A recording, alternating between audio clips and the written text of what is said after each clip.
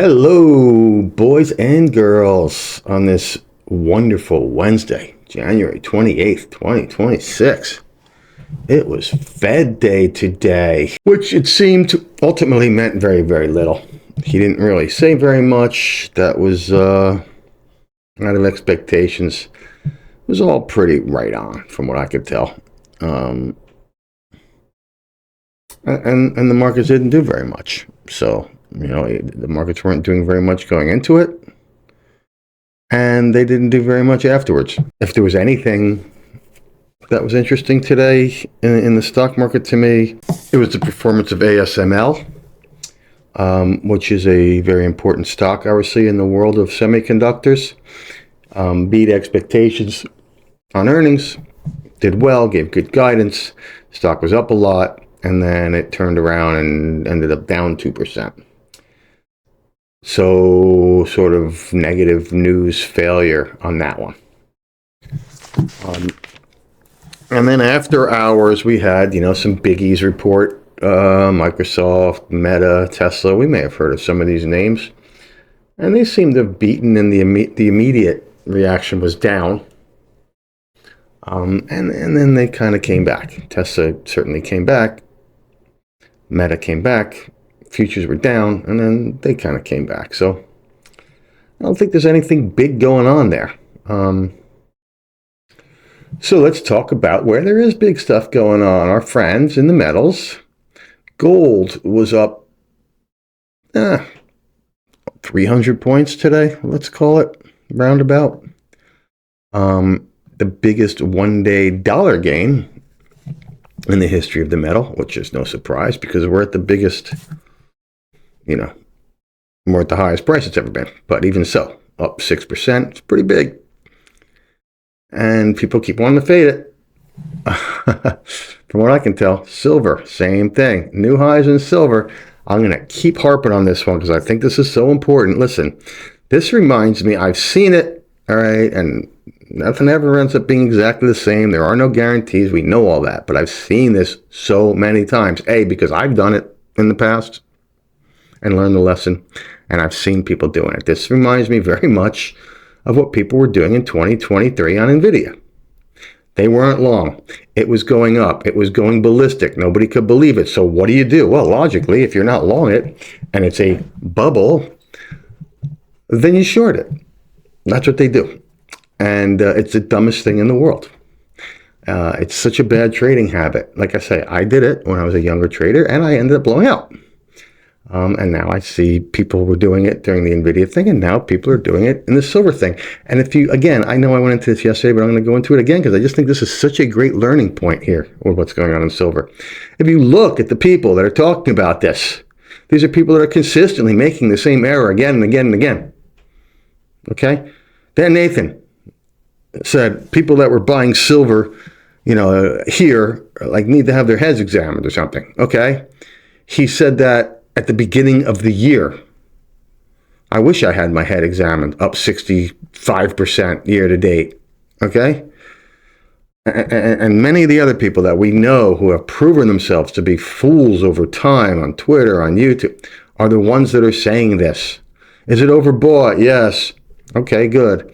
Is it X percent above its moving averages and above its Bollinger Band? Yes. It's all those things.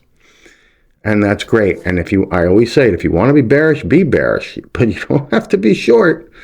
And if you just use the one rule that I have gone back and forth over and over and over again with the stock market, when something closes on a new all-time high, do not be short it. If you're right about this silver and it's about to lose 30, 40, 50%, okay, you don't have to get the top tick. It's a very famous saying that trying to catch the top tick is what makes most people go broke. There's a reason why these things are famous sayings from famous traders, because they are true, because they've been observed, and this is what's happening in silver. Okay?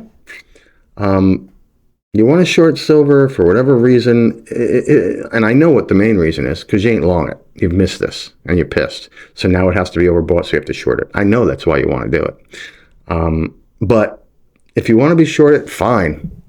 But like with everything else, wait for some form of confirmation and closing on a new all-time high is not a confirmation for a short. If you have one rule, don't short something that closes at a new all-time high.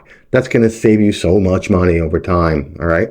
And if you're shorting silver here on the close today on the new all-time high, and it's down 15, 20% tomorrow, and you come back and say, oh, Shapiro's are more, come on, man.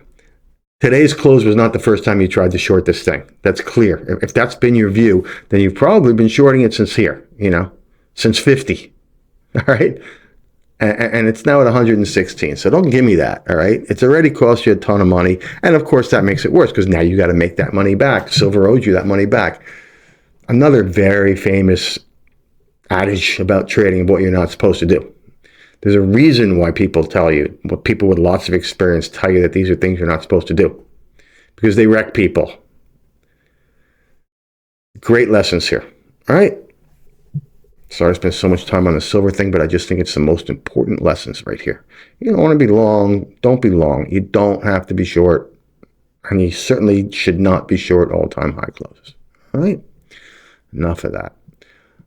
Bonds were down a little bit, but still going nowhere. Net, Really not a lot going on there. And dollar actually caught a bid today, a little one.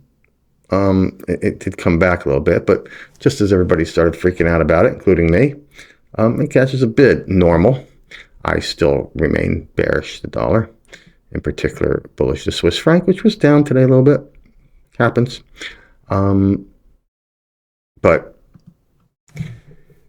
again, the fundamentals on the dollar are terrible, in my view, and the positioning is not doing anything to this point to stop those fundamentals from happening. What fundamentals? The macro idea that the administration's idea of how to produce affordability is to cut interest rates and to provide lots of liquidity, printing money. That's not going to cause affordability, okay? That's going to cause the dollar to go down, okay? And that is what's happening. That's where the breaking point here is. I don't think it's in the stock market. It could be in the bond market. It certainly is in the dollar market. And the dollar is where it is playing itself out. So that's where we want to focus on. Where is the market saying that that's true? The dollar is where it's saying it's true. So to me, that's where you want to play that out. You don't like the macro environment and all this. The dollar is the place to play that, in my view. Okay? And that's kind of what's going on here. Bitcoin, still poor guy, doesn't really do anything. Wouldn't it be funny if just Bitcoin just does nothing all year? Everybody's calling. By the way, I know I mentioned it yesterday, but this narrative about as soon as everybody starts selling gold and silver, that's when Bitcoin's going to go up. It's just desperate. It's desperate. And again, who is it coming from? It's coming from the people who missed the gold and silver because they have all their money in Bitcoin. They're biased, man. This is not real analysis. This is biased analysis, all right? And like I said, can Bitcoin go up? Sure. Assets are going up. But it's got nothing to do with people getting out of gold and silver and Bitcoin going up. It might happen for a couple of days. Gold and silver might come off, and then all these people that are saying this will buy more Bitcoin, and it'll push Bitcoin up a little bit. But it's a garbage analysis being done by garbage people. And your returns are going to be garbage if that's the way you're trading. I'm sorry. I'm just a messenger, okay?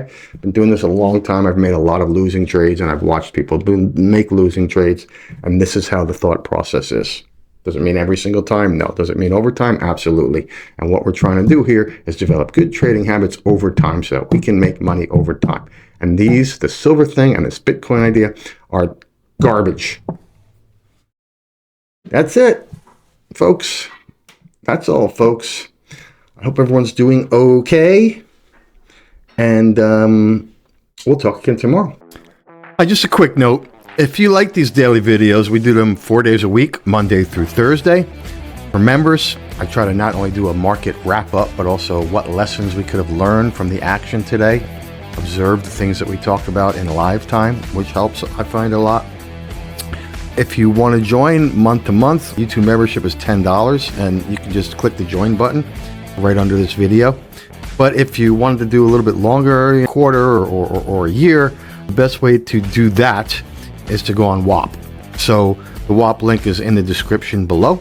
With this membership, you also get our COT charts for both the equity indices and the crypto. If that sounds worth it, give it a shot, and we hope to see you there. All right, thank you, and we'll talk soon.